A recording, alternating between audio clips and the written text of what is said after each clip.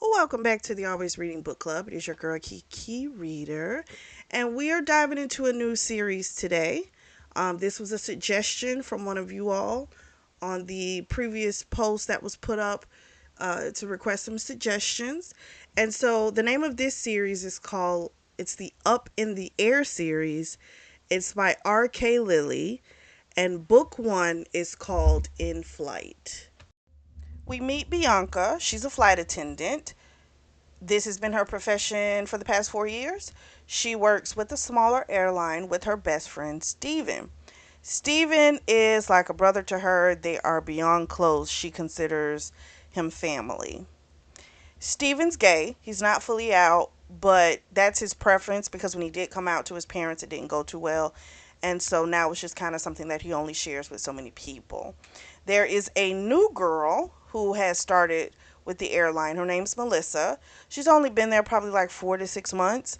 And she only became a flight attendant to meet rich men. That's it. That's the goal. So she's trying to get in that first class section, but you got to wait a little longer. She's probably got another 6 months or so before she'll be able to service in first class. And so Steven comes up to Bianca and he's like, "Oh my gosh, did you see that beautiful man in first class?"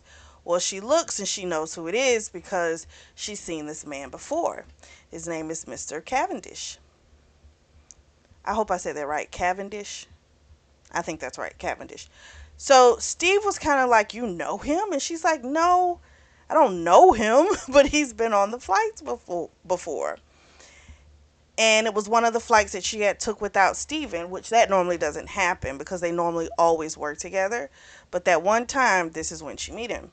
Now, she kind of has this attitude when it comes to rich people. It doesn't sound as if she grew up with a lot of money. And so she just has a really bad opinion of them. She tries to kind of check herself, kind of realizing she shouldn't be judging people that she doesn't know because she doesn't want people judging her. She goes up to him and she's going to give him some champagne. And then, of course, she spills some on him by mistake. And she's like, "Oh my gosh, I am so sorry." And he says, "It's okay, Bianca."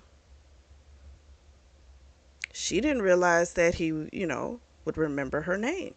So she finishes, she comes back to take the orders, and she asks him again, like, "Do you want me to take your jacket? I can maybe clean it." So he stands up and he's like right on her. And he's taller than her and she's pretty tall. She's like 5'10", and then with like 3 inch heels, she's over 6 feet. So it makes her feel a little bit more feminine because normally she's kind of taller than guys. And so her reaction to him, she knows it's not professional. So she gets his jacket quickly and she goes in the back.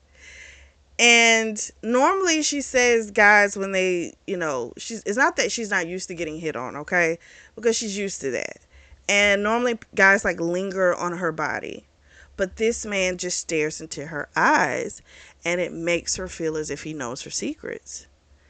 This is also, I forgot to mention, this is a red eye flight.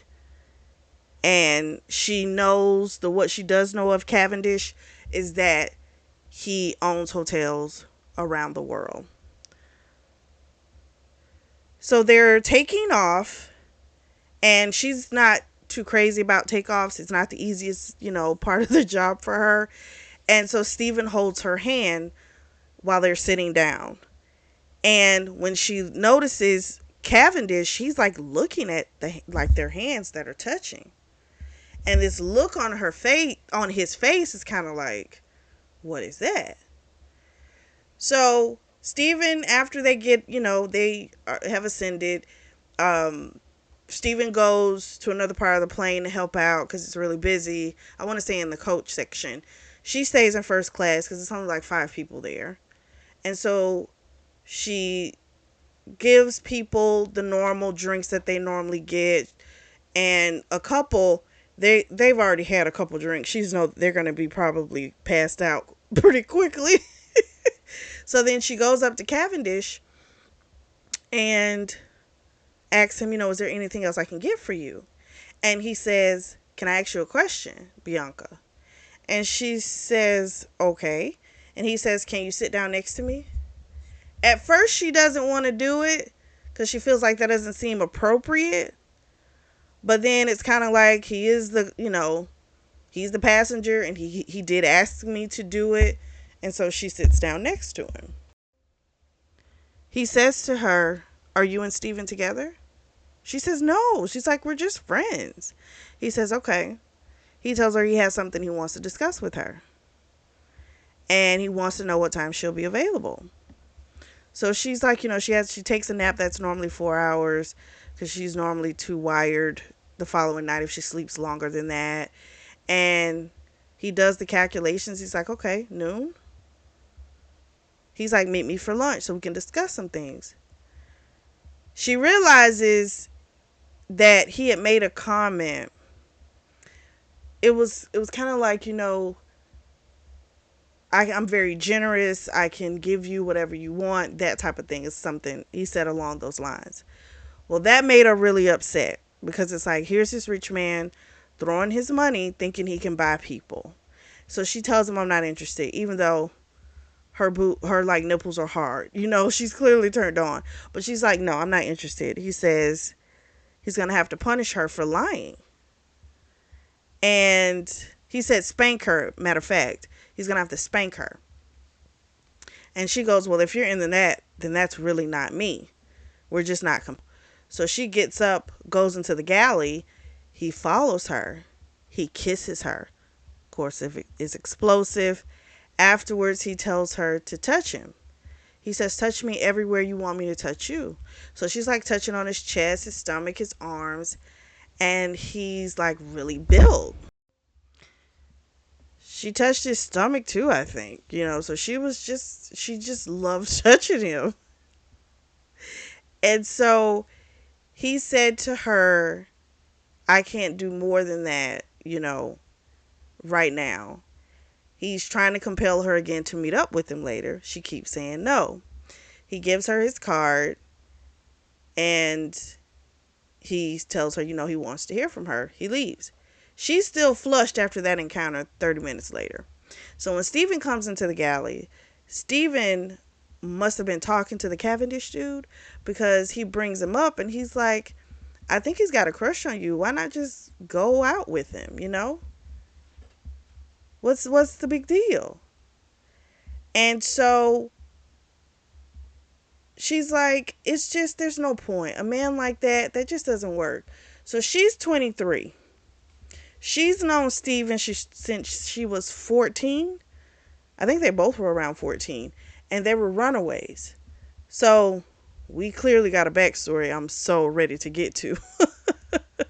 But they don't say anything else about the guy. But Steven knows she likes the man. And she keeps telling him that she doesn't. But he knows she just doesn't want to admit that she likes someone because she honestly never likes anybody. They're in New York. I think I mentioned it. Don't know if I did. So they're in Las Vegas. That's where they live. Steven and Bianca. And this flight was to New York. So they're at JFK. First class is getting off. She says to him, have a great day, Mr. Cavendish. He says for her to call him James. And then he whispers in her ear, but in private, you can call me Mr. Cavendish. So then he left. Then after they get everyone else out, all the passengers, Steven asked her, wanted to talk about the interaction.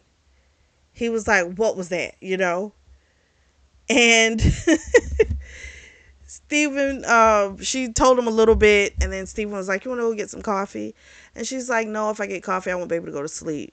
She looks over, sure enough, our boy James is over there in the coffee line. And so Steven clearly was trying to do something. And that was like, oh, you traitor. They're going to go out tonight to the karaoke bar. There's a guy there that Steven likes, Melvin. And Steven broke up with a guy like maybe a year ago. It was a bad breakup. So this is good that he's, ready to date again. So they're I think they're having like, well, she's having a drink but not a coffee. Bianca. Steven's having some. And Melissa comes up, and she's all like, "Oh my gosh, you guys are so cute." She just loves their love. She doesn't know he's gay because, again, he only tells people that he's close with, and he is not close to Melissa. So Melissa overheard him calling her Buttercup and wanted to know, well, where did that come from? And Steven wasn't to tell her the story, so he just shifted the conversation, which he does with ease. So she doesn't like, remember, we know Bianca doesn't like Melissa because Melissa wants to marry a dude for money. She already has a hang up about rich folks. So for her, it's just a no go. So they're at the hotel. They have adjoining rooms. That's how they normally do it. We find out that they used to be roommates back in Vegas, but now they're neighbors. So whenever they get hotels, it's always adjoining rooms. They go to the gym, they have lunch, and then it's time to get ready to go to the bar. So they go to an Irish pub. It's in Manhattan. And the guy at the bar, Melvin, this is the one that Steven likes, he's giving them drinks. It's busy. And as the night goes on, she's drinking more and more. So she started out pretty quick. Like, she got drunk pretty fast. She's not a drinker. So she taking shots. I'm like, girl, you finna be fucked up. So some of the crew came. Melissa came. Steven, he doesn't like the girl either. So she was all over one of the captains, one of the pilots, because pilots make more money. So that's what she was on. And the dude had a wedding band on, so clearly he's married. But she could care less. She wants money. She wants to be whoever's gonna pay. Steven can tell Bianca needs to get cut off, so he tells Melvin, you gotta cut her off. And she's like, don't do that to me. I rarely drink, and I need to feel good and relaxed after dealing with Mr. Beautiful. And he's like, Mr. Beautiful? And she's like, James Cavendish. He's beautiful. And he scares me. And Steven's like, why does he scare you? She says, I don't know, but I need to stay away from him.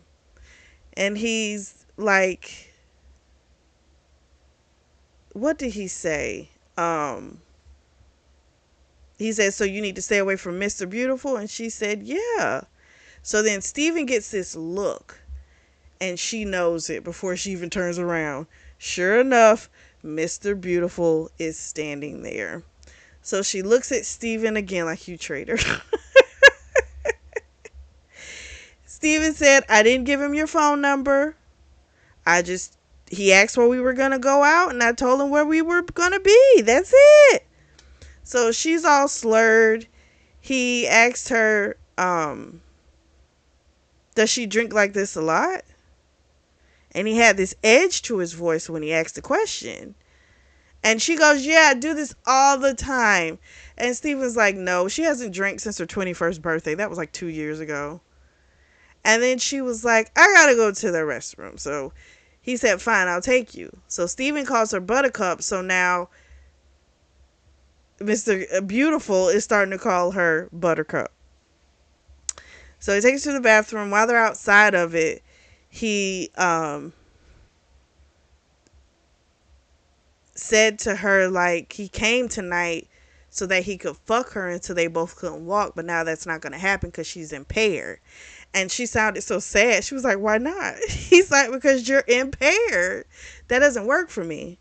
I don't do that. And then he told her not to do this shit again. And then she finally went in to use the restroom. And then Melissa came in. And Melissa was like, oh my God, who is that?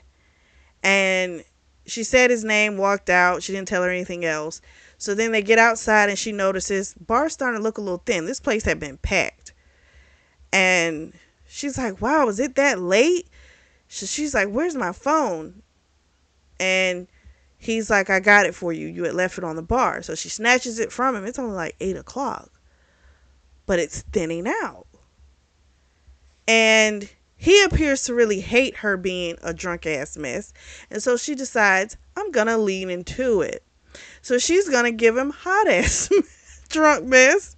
And she's going to give him a show.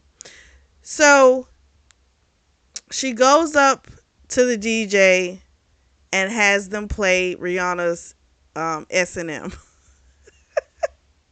So while she's singing it, she sees Melissa go up to Cavendish. And Melissa's like all laughing and this and that. And she's kind of looking like, wait a minute. Why are they having this conversation? She's getting pissed off. So then mid-song, she walks off stage going over there for information. Because she wanted to know why was he talking to her. And I think he did it on purpose. Because I think he did that. I think he knew what she was doing. That she was trying to push him away with the drunkenness. And then I think he knew, okay, you're going to play that game, I'm going to play this game. And it worked. Bianca winds up, not Bianca, I said that so wrong. Melissa then pulls Bianca back up on the stage for a little performance. So they danced to back that ass up. So Bianca did the rap and Melissa backed the ass up. And she was actually having a good time, but then she saw this look on Steven's face while he was talking to Melvin, and she kind of felt bad because it was like he was finally being able to talk to the guy that he really liked, and I'm disrupting him with my hot-ass mess show, you know? So he sees him go over to Cavendish, a.k.a. Mr. Beautiful, and they're having this conversation, and then he comes and he talks to her. Steven does. And Steven is like, you know, don't be mad at me. I only did it because I told him, because, you know, to protect you. But I told him that you were a virgin. I wanted to, you know, I wanted him to come down because I wanted to check him out to see if he was a decent guy. So she's looking mad, and Steven has an issue from his childhood to where he can't take it if you're upset with him. And he really can't take it if she's upset with him. So he goes back to talk to Melvin, and he looks all down.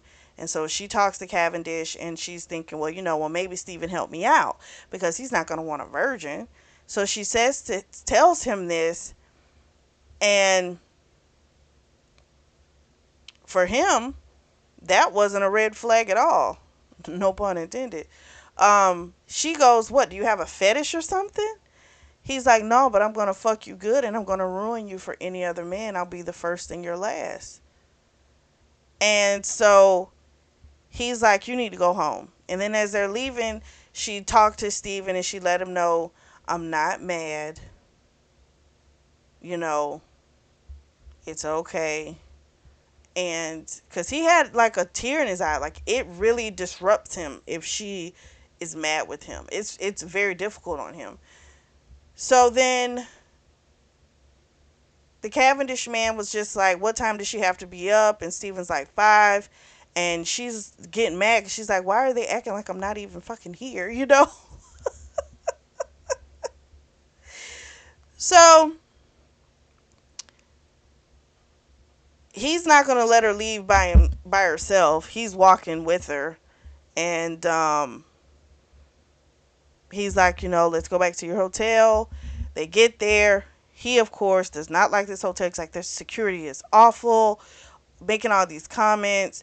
And she just kind of said, hey, it's not bad compared to some of the places me and Steven had to stay, you know? And he's like, what do you mean? What type of places? And he's clearly has an issue with control, you know? And we see safety is a huge... But you know what? In all of the books that we've read, that we've reviewed, I think all of the Doms have this huge thing with safety. It's a big deal, you know? Because you can't say, I care about your welfare, but then I don't really care if you're safe. You know, it don't really go together. So I'm like, well, this is on par with all the other Doms. They get to the room. She's sobering up. He goes and gets some wipes to wipe off her makeup. He changes her clothes. Um, they go to and he asks if it's okay if he sleeps in his boxers. She's like, that's fine. And he tells her like, I'm not gonna try anything though, so don't worry about that. And then they doze off to sleep.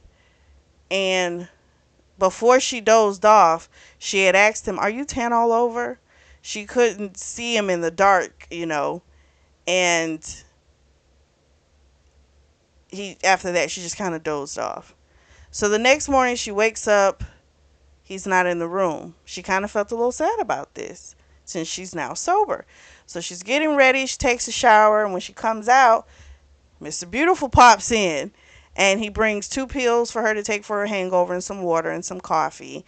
And after that, she felt good. And then while they were looking in the mirror, you know, it was all this intense look. She wasn't fully naked. She had like this towel on her, and was Steven? I think Steven. Well, no, he had closed the door, so Steven wouldn't have just walked in. I guess he would have known she was with the guy. But anyway, while they were in front of the mirror, he starts like rubbing on her titties and telling her he's gonna make her come. And so he starts fingering her, pinching her nipples. She came the hardest she ever has. So she wanted to suck him off, and he was like, "We don't have time." And so they leave. They get in the vehicle, and while they're in the car, she reaches for him, and he's like, "Are you used to doing this?" And he sounds irritated. And so he grabbed her hair when he said it. And he was kind of pissed. And she's like, I told you I don't date, I don't do this. So the fact that I'm offering you this, I advise you take me up on it. And he came out of his slacks real quick. So she sucked him off. Of course, she couldn't fit him all in her mouth. So he told her, take your hands at the base and stuff like that. And when he was about to come, he's like, you better move. I'm going to come in your mouth. And so she didn't move. So he came down the throat. Um, he told her afterwards, I recognize your work ethic, and I know you don't want to be late. So he made sure he got her to the, well, I want to say bus stop. It's a shuttle bus for them because they all have to ride together, the crew. So he got her there quickly, and she gave him her phone number. And after that, there was really no point in not giving him the phone number because it's almost like she can say no, but then her body does other stuff. So she just was like, fuck it at this point. Just have the freaking number. They get to the shuttle van. She gets to the airport. And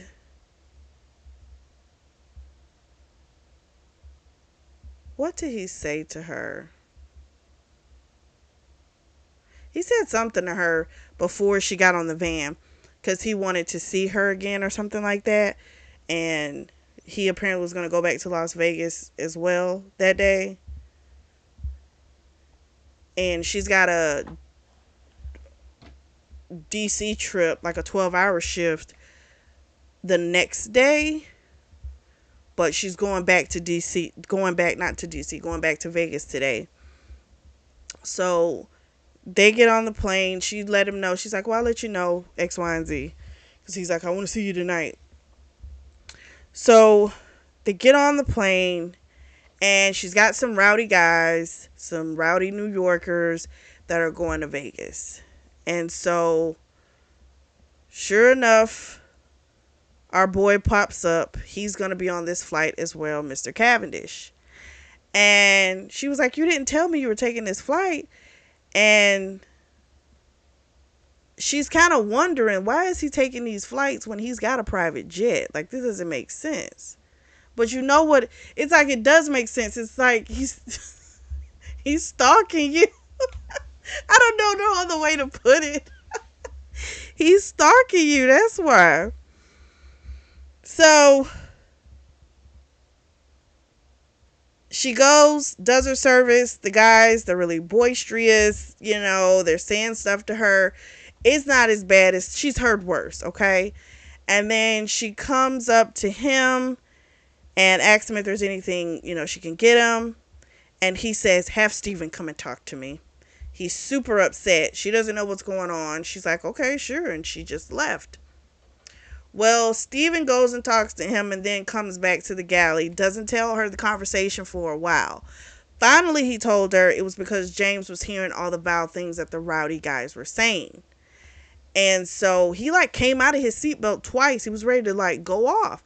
Eventually, Steven got pissed off and went out and went off on the guys, and James was right there with him as well.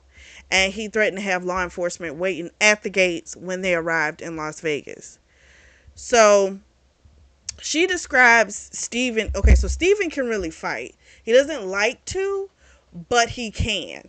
And so she doesn't want to get him worked up because she doesn't want to see him go to that place, because then afterwards he feels bad. And that's her friend. She doesn't want her friend to feel bad, right? So the guy kind of threw his hands up in surrender, I'll stop, right? So then Steven left, went and did some other stuff. James, after the little showdown, he had to take some deep breaths to calm himself down. And that made her happy because that meant that he didn't have this anger that was out of control. He can be angry, but he knows how to calm himself down. That made her feel a lot better about him. So she goes to the bathroom. He winds up leaving and no. Yeah. He goes to the bathroom. She goes into the galley. And then he winds up coming in the galley with her. And he likes the underwear that she's wearing. Thankfully, they're her favorite too. He takes his handkerchief, puts it in her mouth, and he tells her if she has to scream into the handkerchief. And so he winds up eating her pussy. He's like, I need to do this. He eats her pussy, and she screams into it. I think he ate her pussy twice, matter of fact. Made her come twice. And then afterwards, he was pulling down her skirt when Steven came in. And Steven's like, we could hear you screaming out there, And James goes, she's like, and he tells James, you need to go back to your damn seat. And James just leaves out. He doesn't say a word. Rest of the flight goes, it's pretty non-eventful. She doesn't look at him too much because she's afraid she's going to look at him and look at his face, and it's going to be a whole thing being what they just did. And so she sees him holding the handkerchief in his hands, the one that he had stuffed in her mouth. But it seems to be relaxing him. So he also has rolled up his sleeves. He's looking very relaxed. Not in the normally, he's in his suits and stuff, but he's taking his tie down. He's looking very relaxed. So she does like seeing this side of him. So then they get to Vegas, and Steven lets everyone know we got to hold off on letting everybody off because we got to go speak with law enforcement. So he and James goes down, and eventually the police come on and escort the guys off. And some of the people that also heard the comments that these guys were making, they went and gave their statements as well. So she goes in the back with the older woman, Brenda, and Melissa's back there, and they want to know what happened. And she was like, well, I don't know everything that happened. And Melissa was faking concern for her. Then they started talking about James Cavendish, and she was saying how he was all her type and all this type of crap. And then Steven comes up, and she said something slick to Bianca because she thought that Bianca and Steven are together. And Steven just lets her know, that's my best friend. We're family. We're not together. And he also tells her he's crazy about Bianca. He bought out the bar last night so he could spend time with her. And that pissed Melissa off. And she's all like, I think you're being a little dramatic. I don't think he did that, and she storms off. So again, it was fake concern. She really didn't give a shit. So anyway, they go down, they give their statements. We find out a couple of things. And, oh, let me go back a little bit. So Stephen and Bianca, they bought two little houses next to each other. They're homeowners. And they have wanted, this was their dream since they were teenagers. They wanted to grow up, they wanted to get houses and have houses right next to each other. And now they have it. They've worked a lot of overtime and stuff like that to do it. But I thought, how freaking sweet. They put themselves on their budgets and stuff like that, and now they have this life. I think it's so sweet. So anyway, then he tells her what was really being said that was a problem. So at first it was just, oh, we fuck her, but then it turned real dark. They were talking about how they were going to follow her and like roofie a drink and then do all kind of stuff to her at the hotel. So that's why James was getting so upset and was like ready to get out of his seat, because he heard all of this shit. And Steven got mad when he found out what was said, because first of all, that's his homegirl, that's his family, and the fact that they were planning to do this, for him it meant they have the roofie drugs, so they could do this to somebody else. So Steven wanted to make sure that this crap got documented, so if something goes down, it can come back to it was all premeditated. They had planned on doing this to someone. So she sees James and Melissa's right there with him, and she went back and she's like, damn it, I gotta get his jacket. So she went and got his jacket and then gave it to him. And I made a mistake. This is when she put her phone number. She gave him the phone number. She put it in his pocket. This is then. She didn't do it earlier. I said that incorrectly.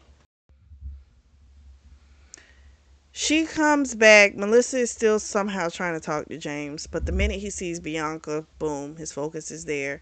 And he says, can I talk to you for a minute? So they step off, and Steven's still filling out the report. And James is like, I want to see you tonight. He's like, I'll pick you up at 6. And she says, just give me your address and I'll come to you. He doesn't hesitate, because it's like, hell, he got her, agreeing to see him. So if this is how we got to do it, this is how we got to play it. So he gives her the address. Her and Steven carpool. They do that to save money, which I think is smart, because they live next door to each other. You're going to the same place. Makes perfect sense to me. We find out she is an artiste, honey. She loves to paint. Watercolors, acrylics. And she's painted a lot. She's given a lot of pictures to Steven. He's put them up all up over his house. He loves her work. She thinks he's just being nice, but I'm thinking she probably has real talent. But because she didn't go to school, she doesn't feel like she can call herself an artist. You know what I mean?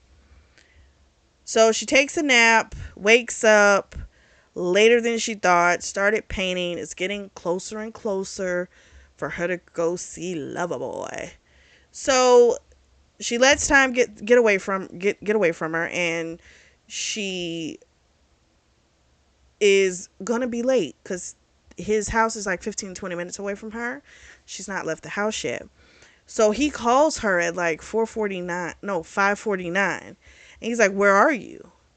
And then when she hears his voice, she had already started to touch herself, right? And she's touching herself even more so as she hears his voice. So he's like, what are you doing? She goes, nothing. He's like, that's another lie. And then he tells her, you stop. He's like, you're not allowed to come. I own your orgasms. Leave now. So she left, got to his house. She did feel a little intimidated. He's got this mansion and she's got this '08 Civic.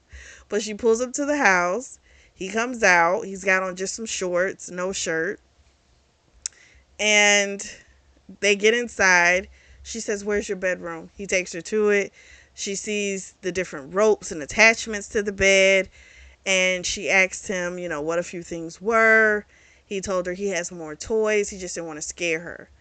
So then he tells her, you need a safe word.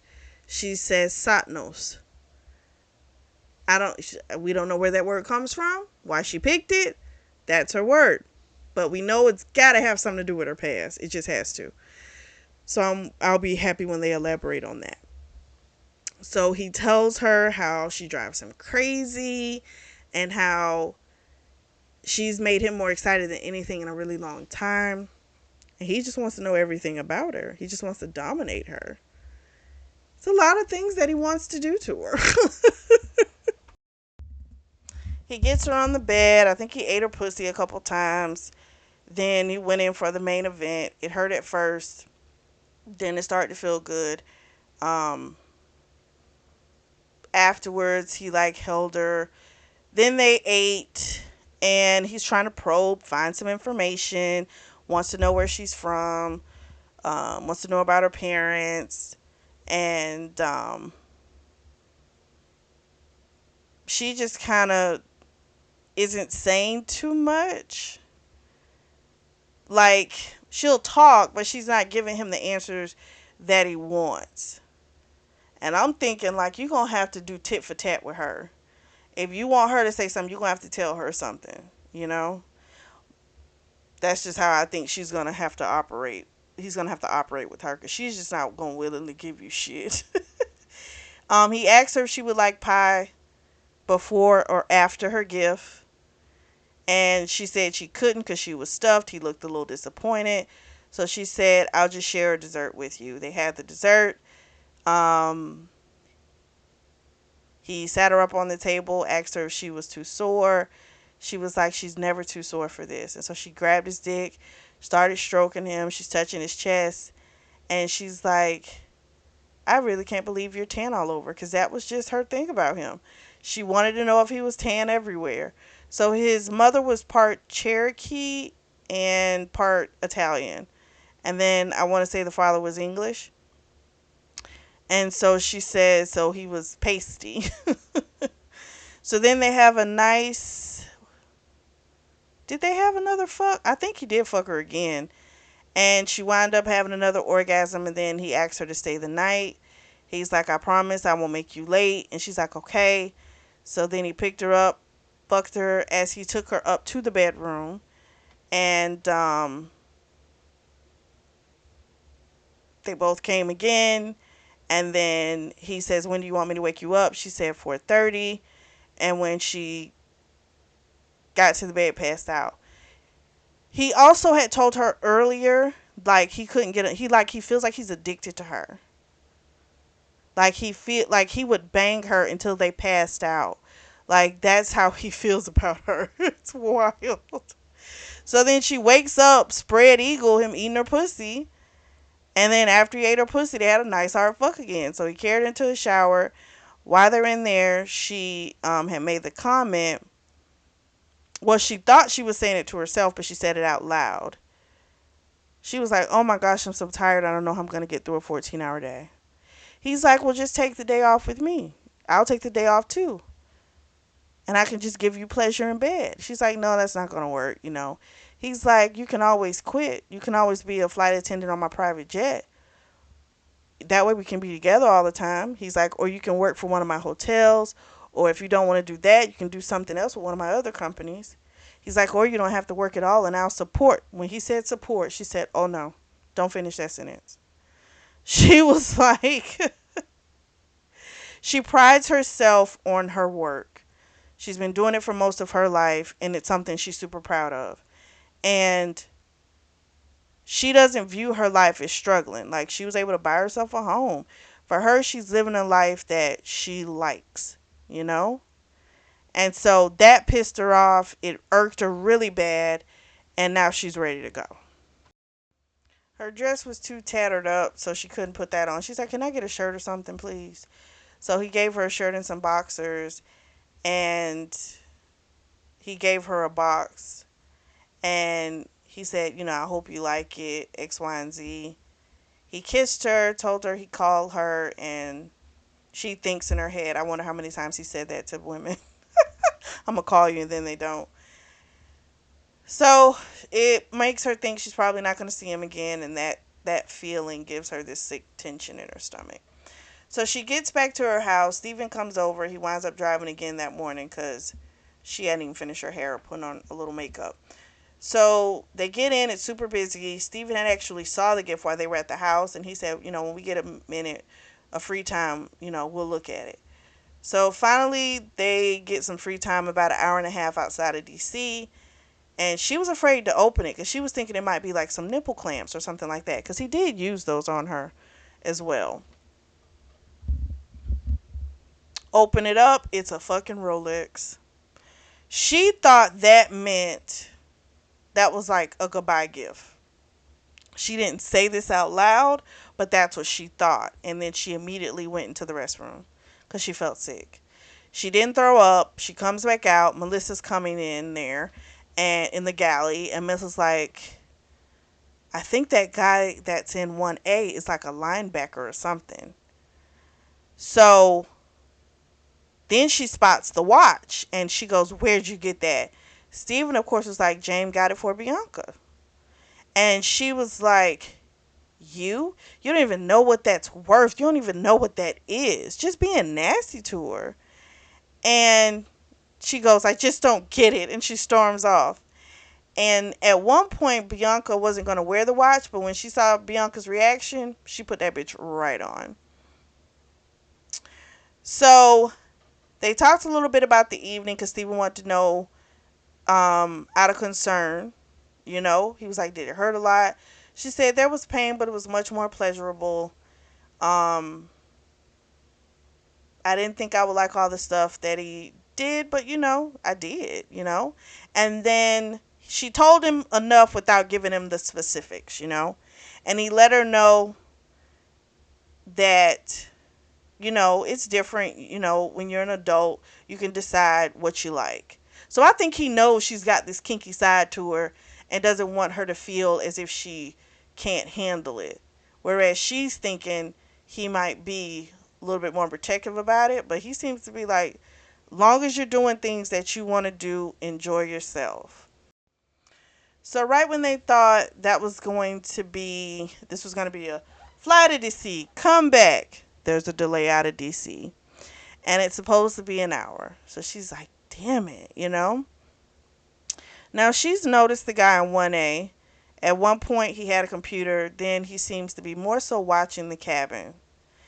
And I believe it's someone that he done put on the plane. That's what I think. I think James done put somebody on that plane. Since he can't be there, he's got someone there to watch her. So everyone goes to get some food. So just her and Steve are on the plane. They're just sitting there in first class. She pulls out her phone, turns it on, and she's got a missed call. And she's got a voicemail and text messages. And they're all from James, of course. So she listens to the voicemail, and he wanted to know like if she had landed yet. He wanted to see her. She's reading the text messages, and he's saying how much, he's so distracted by her. He's never been like this. He can barely think straight at work. He calls her phone. Um, and what happened? She answered it because she had turned her phone back on. So he was like, he asked her, can I come see you tonight? And she was like, probably, but I might be too tired and cranky and all this type of stuff. And he was like, but I want to see you. And he goes into that dominant voice, and she's like, okay. And then he wants to know when her days off are. She tells him she has 3 days off, but she's going to pick up an extra day. And he's like, okay, so you'll have 2 days off. And she's like, yes. So he says, tomorrow, what are you doing? And she said she's got some errands to run. She's like, so maybe she can see him tomorrow night. And he's like, that's not going to cut it. He's like, no, I want to see you tonight. And she's like, okay. And then he said, and tomorrow, he's like, you can take my car and run your errands. Now, her thought was, if we're supposed to be in private, why would you want to take me for errands? But I'm just kind of like, he's got a driver, I'm sure. He ain't necessarily got to be seen with you. So, but I do get why she's asking that question. And so then he asks her if she's sore because he told her to walk back in the galley and to finger herself. And he's like, "Are you still sore?" And she says, "Yeah." And he says, "I'm going to give you a couple days of rest." And he was like, "I'm sorry, I didn't mean to get carried away like that, you know?" And he asked her after that, she got off the phone because Brenda came back and she hung up on him. So then they start texting and he's like mad that she that she hung up on him. And then he asked her if she liked the riding crop that they used and she said yeah, it was okay. And she said she wants him to use whatever he wants to on her because she wants to please him.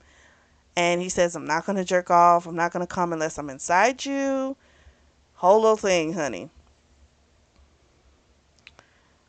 So then they wind up having a 3-hour delay. I'm like, that sucks. So eventually, her and Steven wound up going to get a sandwich, and they saw the guys that looked pretty similar. One was in coach, and then the one was in first class. And she heard him say something about, yes, everything's fine. Yes, she's fine. But she just kind of disregarded it, thinking like they're probably air marshals. But I'm like, I don't think that's who they are. I just don't. So she turns her phone back off because she had kept checking it to see if he would say something else, but he didn't. And so then they get back to not Los Angeles. They get back to Vegas. She turns her phone back on. She's got some missed calls, some messages. And he's like, "Why didn't you tell me when you landed? I told you to call me as soon as you got back in Vegas." Very possessive. And so her and Steven ride back in silence because they're both tired. And then when they get there, there's a black SUV in front of her house. And so when she gets out, she's like, "Steven." He comes running up and James get out and she's so relieved because she thought it was someone else. So now I am extremely intrigued because I want to know who did what to her that she was that terrified of somebody. I want to know. They go inside. I'm sitting there thinking, wait a minute, I don't remember her giving him her address. He just gives stalker vibes, that's all. So anyway, Steven's like he's going to sleep. He'll, sleep in and let her know when she wants to go do the errands. And then they go inside and he sees her paintings. He's like, "These are beautiful." And he didn't know they were hers. And she thinks he's just being nice, but he's like, "No, I really like these."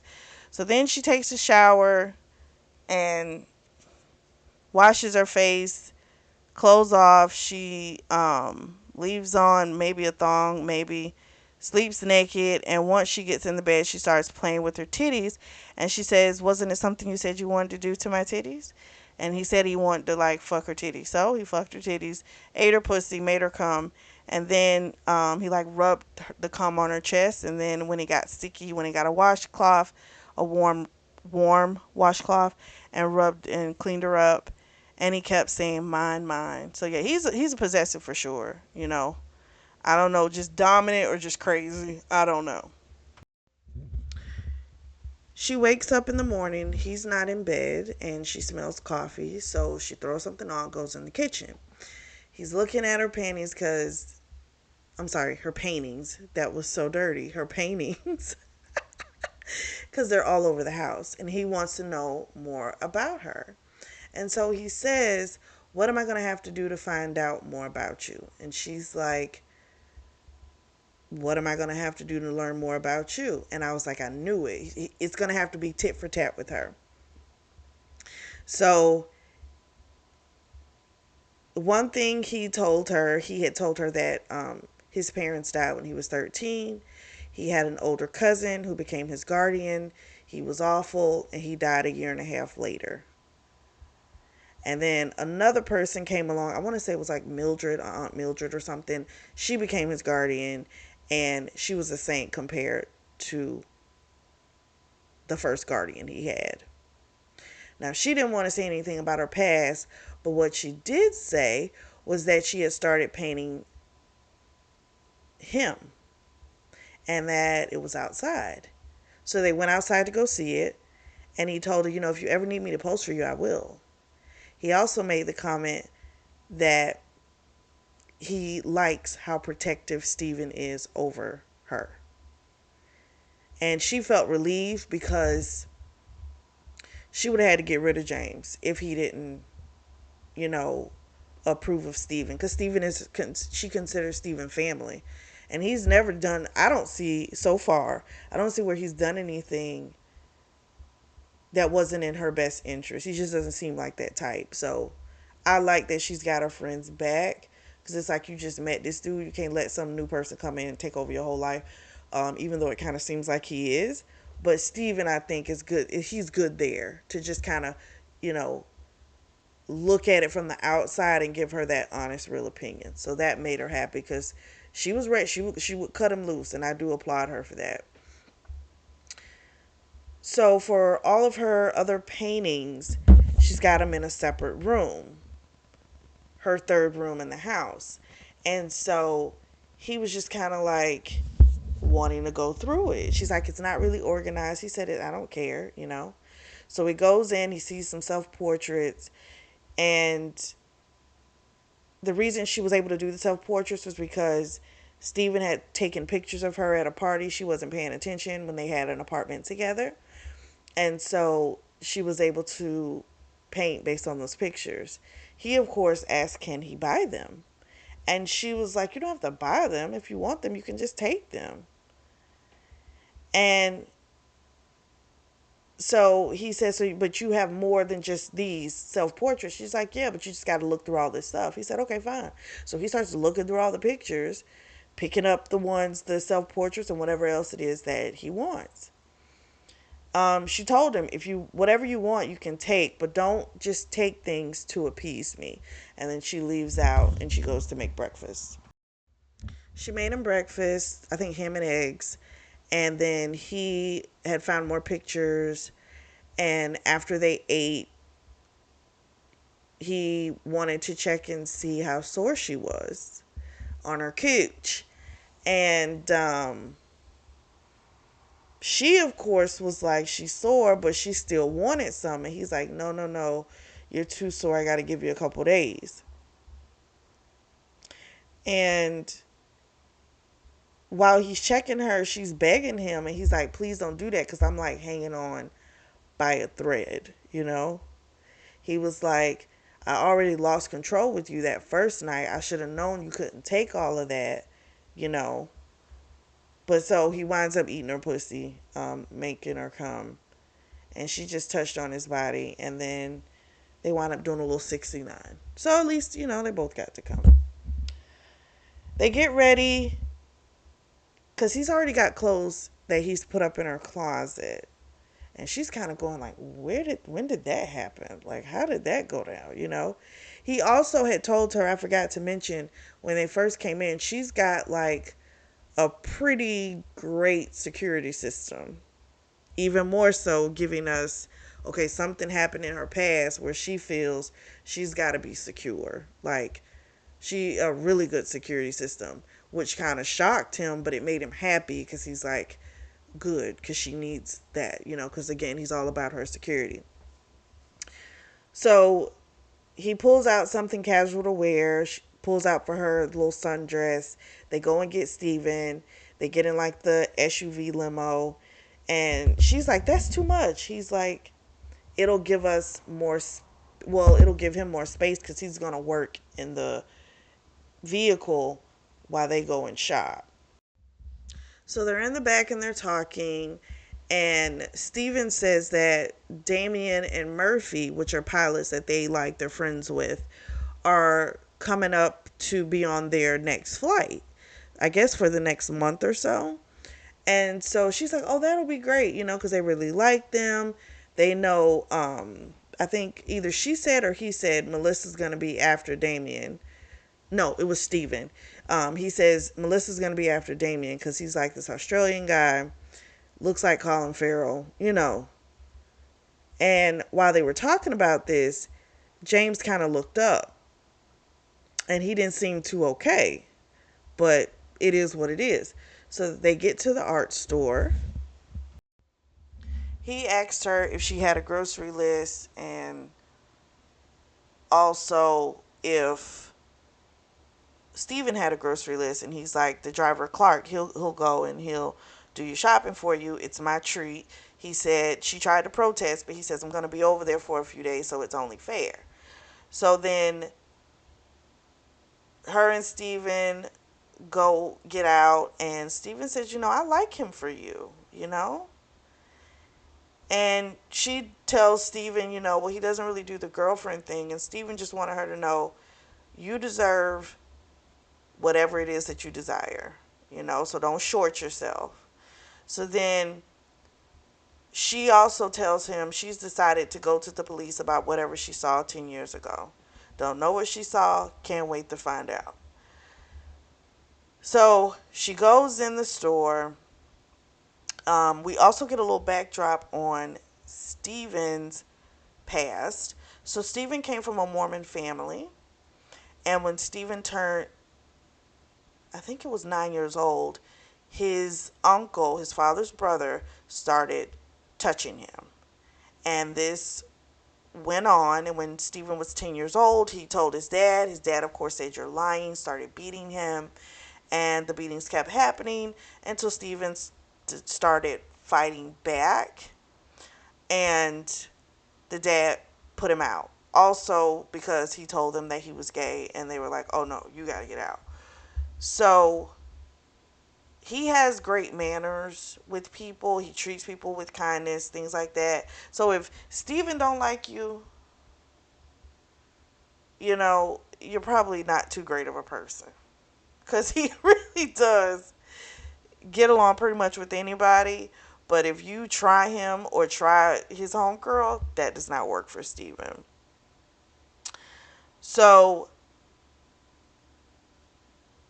they go through the art supply store. She doesn't have to buy groceries, so now she's able to splurge a little bit in here. And so when she gets up to the cashier, her and Steven, the woman says it's already taken care of. And Steven, of course, loves this. She wanted to say something about it, but she can deny herself pleasures, but she can't do that to Steven. So when they get inside the vehicle, he was on the phone, like going off, basically letting whoever it was know, like, I don't go to these other places for months on end and they're able to run seamlessly. What's the issue with this one? This sounds like there's a management problem, and we'll need to fix it if it can't get corrected. So she just kind of rubs on him, on his thigh, and it's like calming him down. And then when she starts to touch his arm, because he's got a couple scars on his arms, she stops. She wants to ask him, like, what happened that you have these, scars on your arm. But she doesn't. And he gets off the phone. She thanks him for buying the stuff. And Steven says, why don't you guys come and have dinner at my place? And that way you can come and see my place, James. And he's like, okay, great. So then he covers her mouth because he's got a proposition. And he knows she's going to, put up a fight with it. So he says, James, I want to show off some of her artwork in New York, and I know she's going to protest, and I need you to help me convince her to do it. So she, of course, does the whole, I'm not a professional, but Steven's like, this is a good thing. This is an opportunity you need to take. This is what you love doing. This is your passion. So she agrees to it, and he winds up kissing her very possessively. She pulls back a little bit, and he told her, don't you ever pull back from me. I don't care where we are. And I don't know if it was a possessiveness he needed over to, I don't know, because they are so close. Maybe he still doesn't know. He might not know that Steven's gay, so he may feel like he needs to do that. I don't know. But it was a little weird. They go to Steven's place. They eat the sushi because the driver had stopped by and picked up sushi from this place that was James's favorite. They had enough to feed like 10 people. They watched some TV, and because she doesn't have a TV at her place, our girl. Steven's a TV person, so when she wants to watch them, she normally just goes over to his house. So then it's later on, and she's like, "Well, I'll cook dinner." Um, and she made like some type of chicken couscous asparagus. She was gonna grill the chicken and the asparagus. And so her and James leave. They go back to her place, and while she's cooking, he sets up in the dining room like a little workstation. She hears him cursing, going off, like, shit, fuck, I forgot. So this is what happened. He's got a charity event this Friday when they get back to New York. So he wants her to stay with him, which she was fine with, but she's not going to stay in the hotel when he's gone. Well, it's not a hotel, I'm sorry. He's got an apartment. I'm so sorry. She's not going to stay there when he leaves.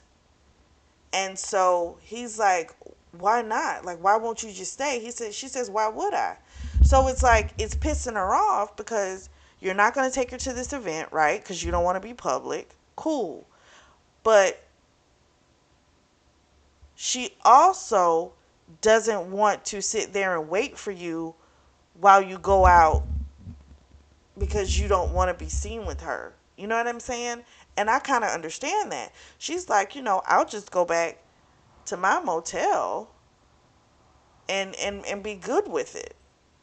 But he's getting upset because for him, it's like, you should just stay and wait for me to come back because I'm not going to be through with you. But it's like, again, I get also why she is very much so about not trying to get money from him a lot like that, because people start feeling like they're paying for your time.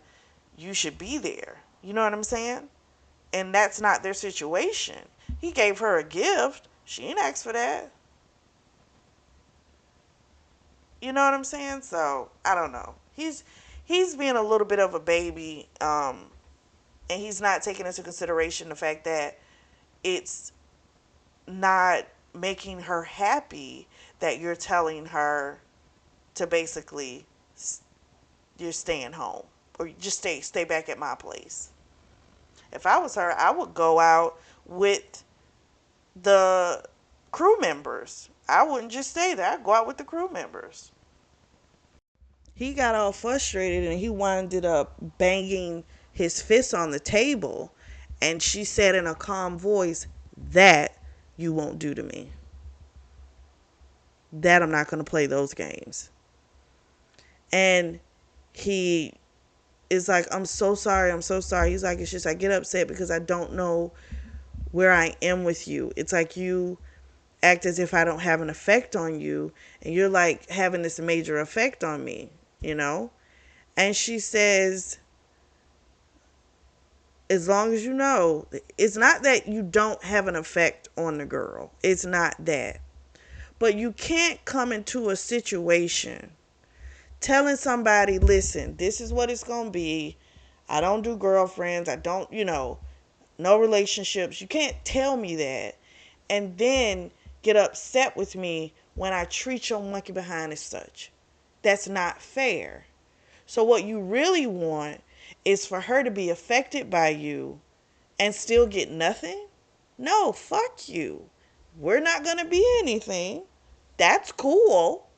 But then it's also got to be okay that I don't need to have this extreme reaction to you because you going bonkers, you know?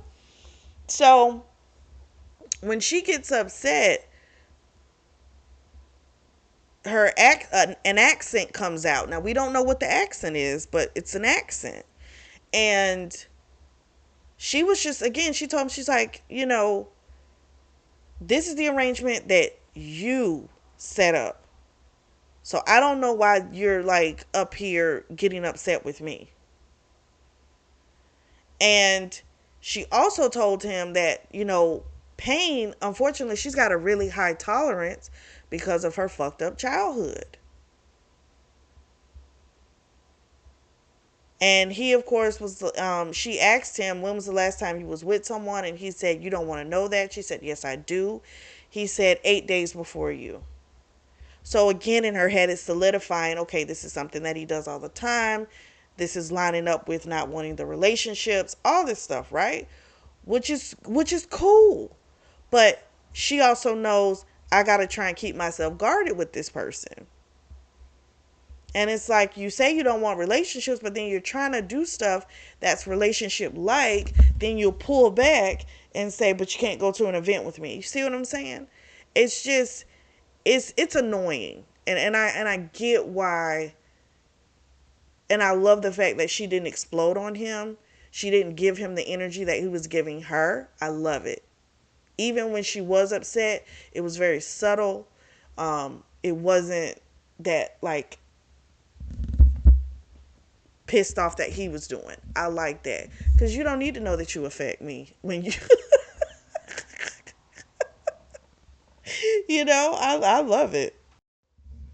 While she's cooking, he asks her, what accent is that? Where's that coming from? And so we find out that her parents were Swedish. So they were from Sweden, but she was born in the States. But being that she grew up around them, they would speak in Swedish and they had the accent. So she, of course, picked it up as well. And he, of course, likes it. And she says, but she's always tried to hide it. And he wanted to know why. And she said, well, me and Steven were in high school. We were both the tallest, these blonde haired people. And it was like, they already called us Ken and Barbie, and so I just didn't want to stand out any more than what I already did. So I tried to. I've hidden it pretty well. So then she asked him how many women has he slept with, and he said it's a lot. She asked him if he's ever been in a serious relationship. He said no. He went through a slew of women in college, and in the past 5 years is when he kind of picked up the dominant thing. And then Steven comes over and he kind of poaches Steven for some information. And he says, "Oh, yeah, she tells me you two went to high school together, blah, blah, blah." And so Steven's like, "Yeah, people thought we were a couple, you know." And Steven's just going on. Steven also brought over a bottle of wine, but she didn't drink and neither did James. So then after dinner, they wind up watching The Princess Bride because James wanted to know, like, where did the name Buttercup come from? Where is that coming from? And they used to, on movie nights, they would only watch The Princess Bride, and so they can quote it line for line. And he dropped the princess but from it, but just calls her Buttercup now. So they watched the movie because James is like, he hasn't seen that since he was a kid. And so they went to Steven's place to do that, had a good time. They come back to her place, and she's thinking he's going to do something freaky, right? He is going to do something. But all he did was just rub her back until she fell asleep. Well, she falls asleep and she has a nightmare, but it's actually really a memory. So here's the memory. It starts out with her mom and her dad fighting. She can hear them in the other room, but that's normal. But then it gets a little scarier because she can hear her mother screaming. That makes her come out the room. The father is pissed off, saying that, he lost his fortune, he lost everything because of the wife and the little runt, is what he calls his daughter. Okay? So he has a gun out. He's saying stuff about, what's the point in having you when the daughter looks better? And he calls the daughter, aka Bianca, he calls her Satnos. So that makes sense now. I figured it had something to do with the past, something to do with what she feared. Makes sense. So if her father was abusive, it makes sense why she would choose Satnos as the word to stop everything because that means it's getting to a point where she can't handle it. Makes perfect sense. So the mom apparently tried to grab the gun. The father took it from her, put it in her mouth, and blew her brains out right in front of this girl. She wakes up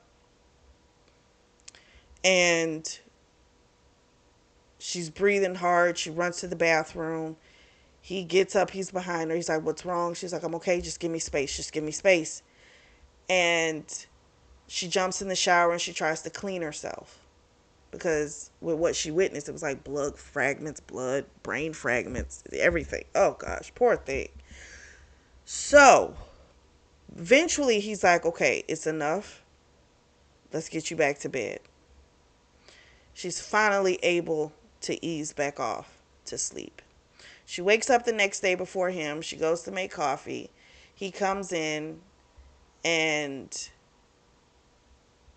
he said something. It was pretty much in reference to the fact that he was giving her like these few days of rest. And he told her, your tolerance level for pain concerns me because you have a very high level for pain and I'm a sadist. So that's not good because you'll be telling me that you can take it and I'll just keep going. That's scary, first of all. That's really scary to me. But at least, in spite of him being a sadist, he does understand that it can get carried away. He feels this time taking a couple days, it's helping him in restraint and that self-control because he needs that. I want to know where this comes from. Like, why does he feel the need to do this? That's I don't know if we'll ever find out. Sometimes we do in these books, sometimes we don't. He picks out, or shall we say, he helps her pick out pictures to submit for the gallery, and she paints. He's getting other things done afterwards. He orders food for her from her favorite Tex-Mex place. I'm like, that's weird. How does he know? But anyway, I digress. She asked him to pose nude. He said, of course. Where do you want me? She said, on the bed. He laid on the bed. Afterwards, she didn't finish his painting because she likes to come back to it a few days, give it a few days and then come back to it to complete it. So that's what she did with that. So she'll have some fresh eyes. So then he went and he was looking at her. It was a book of hers that he was reading. And it brought up her saying how she likes anime. And he's like, what's your favorite episode? And so she went on her very old computer and she pulled up this vampire one. And they wind up watching it for a little while and they have a discussion about it. He ate leftover chicken, which kind of made her go, I wonder if this is the first time he's ever ate leftover chicken. Her phone keeps dinging. She just thought it was Steven. But eventually she comes to find out it was for her to pick up an extra shift the next day. And his mood changes. He got real pissy. And he didn't fuck with her. He just lay her down. They went to bed. Um, it was wild, but his mood, it was like this complete different mood he got in. And I think it's just because she's picking up an extra shift. He doesn't like that she works, that it takes her away from him. And so he's going to act like this. I mean, we can tell this off rip. Now this for me would be like abort. Like this would be too much for me. Because it would be like, no one's trying to constrict your time, then you shouldn't try and do it to anybody else's. There was a life before you. You know what I mean? Like, you kind of got to respect that. But however, he did tell her to be like another day before he fucked her, which made her upset even more so. So, we also find out that through a flashback, how they met, it was a red-eye flight as well. And this is the one where she did without him. And on his part, when he saw her, he jacked himself off when he went home 3 times thinking about the look on her face, like the blush that she got when she looked at him. And for her, she just felt something when she saw him. And we're just going to say it's just an attraction, lust.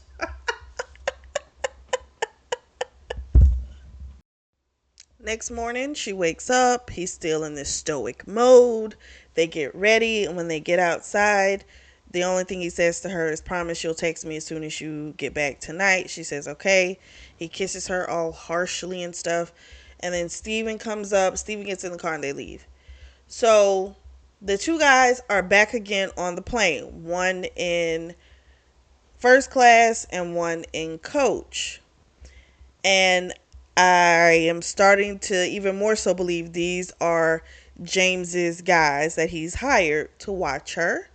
But they're thinking, Steven and Bianca, that they're possibly being investigated. Like maybe that's what's going on.